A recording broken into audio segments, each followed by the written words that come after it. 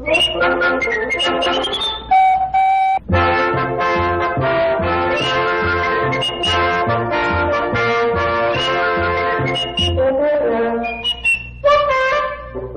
Guys, welcome back to our channel Mac frustrate channel में आपका स्वागत है।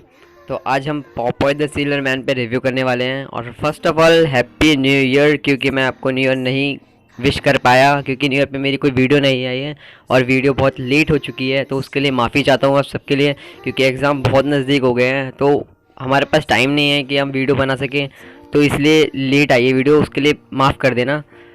तो आज मैं ये पॉपॉय द सेलर मैन पे हम जो रिव्यू करने वाले हैं, आप सोच रहे होंगे पॉपॉय द सेलर मैन पे क्यों रिव्यू कर रहे हो। तो मैं इसके पीछे एक रीज़न है कि मैं कुछ दिखाना चाहता हूँ कि जैसे कि हम 90s के कार्टून से, तो हम जानते हैं कि 90s के एनिमेशंस में पॉपॉय द सेलर मैन भी बहुत फेमस एनिमेशन था। रीज़न है कि मैं ये कार्टून दोबारा से आपको थोड़ा ध्यान में दिलाना चाहता हूँ, क्योंकि बचपन के जो हमारे हेवेंस थे उन्हें तो हम भूल नहीं सकते, क्योंकि ये हमें अभी भी याद आते हैं। क्योंकि जब हम छोटे थे तो जब हम इन्हें देखते थे बहुत मज़ा आता था। अब की बार तो थोड़ी अलग हो गई है, क्योंकि अब एनिमेशन में बहुत सारी जापानीज़ एनिमेशन में बहुत वो हो चुकी, तरक्की कर ली है। तो जहाँ तक कि पॉपॉय द सेलर मैन की बात थी तो ये फिक्शनल मस्कुलर अमेरिकन कार्टून था और इनको क्रिएट करने वाले थे ईसी सैगर, जिन्होंने इन्हें क्रिएट करा था इस कार्टून को। और जब ये Popeye the sailor man cartoon launch हुआ था तो ये हुआ था दिसंबर 1919 को, और इस कार्टून का एंड 30 जुलाई 1994 को हुआ। और जहाँ तक इसके जॉनरा की बात करें तो ह्यूमर एडवेंचर एनिमे है, बस इतना ही बोलना चाहूँगा, क्योंकि इसमें कुछ और ख़ास तो बहुत कुछ था। बस इसी के बारे में मैं क्या रिव्यू करूँ कि मेरे पास तो इसके लिए शब्द नहीं है, क्योंकि इतना अच्छा तो ये सीरीज़ थी। इसे देखने के बाद मज़ा आता था बस बहुत।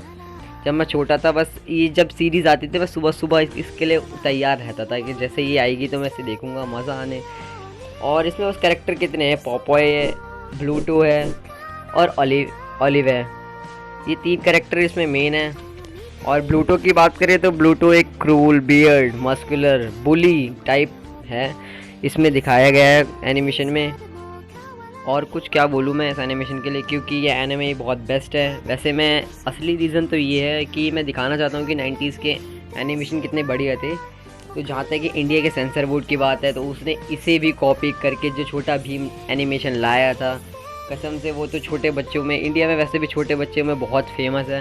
पहले मैं भी देखता था, मैं मानता हूँ वो बहुत बेस्ट था, क्योंकि जब मैं छोटा था तो वो भी मुझे बहुत पसंद था। बट जब से एनिमे देखे थे ना तो तब से मुझे लगा कौन है ये लोग, कहां से आते हैं इनके पास ना रहने को घर है, ना रोजगार है, ना पैसा है, फिर क्यों चले आते हैं हमारे खूबसूरत शहरों को की खूबसूरती पे बट्टा लगा। मुझे समझ नहीं आ रहा था कि फिर मुझे जब एनिमेशन देखी तो समझ आया कि हाँ छोटा भीम क्या है कुछ।